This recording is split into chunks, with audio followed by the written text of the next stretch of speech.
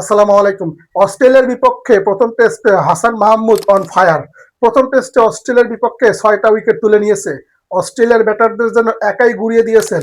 অস্ট্রেলিয়ার কোনো ব্যাটারই দাঁড়াতে পারেননি এক স্মিথ ছাড়া। সেই স্মিথও কিন্তু আউট হয়েছিল আম্পায়ারের ভুল সিদ্ধান্তের কারণে, কিন্তু স্মিথ বেঁচে গিয়েছে। এই ম্যাচটাতে প্রথম টেস্টের প্রথম দিনে বাংলাদেশের বোলাররা যে আধিপত্য দেখিয়েছে, বিশেষ করে হাসান মাহমুদ যে আধিপত্য দেখিয়েছে, প্রথম টেস্টে ৬টা উইকেট নিয়েছে।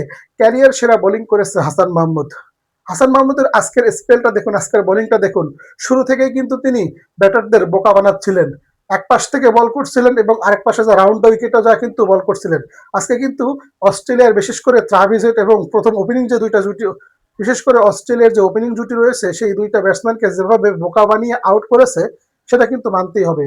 অস্ট্রেলিয়ার ওই কন্ডিশনে, অস্ট্রেলিয়ার নিজেদের কন্ডিশনে, অস্ট্রেলিয়ার সেরা দলের বিপক্ষে যেভাবে বোকা বানিয়ে উইকেটগুলো তুলে নিয়েছে হাসান মাহমুদ, ক্যারিয়ার সেরা ৬টা উইকেট তুলে নিয়েছে মাত্র ৫৩ রান খরচায়। এই হাসান মাহমুদকে থামাবে কে? পাকিস্তানের বিপক্ষে ৫টা উইকেট, অস্ট্রেলিয়ার বিপক্ষে ৫টা উইকেট, ইন্ডিয়ার বিপক্ষেও নিয়েছেন 5টা উইকেট। এই অল্প সময়ে কিন্তু তিনি 4টা ফাইবারের দেখা পেয়েছেন হাসান মাহমুদ। আজকের ম্যাচটাও কিন্তু তিনি অসাধারণ বোলিং করে। দিন শেষে হাসান মাহমুদ প্রথম ইনিংসে অস্ট্রেলিয়ার ১৯৮ রানে অল আউট হয়েছে। হাসান মাহমুদ একাই নিয়েছেন ৬টি, তাসকিন আহমেদ ২টা, ইবাদত নিয়েছেন ২টা, মানে ১০টা উইকেট পেস বোলাররাই নিয়েছেন। তাহলে বুঝতেই পারছেন এই মাঠটা পুরো পেস বোলারদের দাপট। পরবর্তীতে বিস্তারিত ভিডিওতে সবকিছু জানিয়ে দেবো।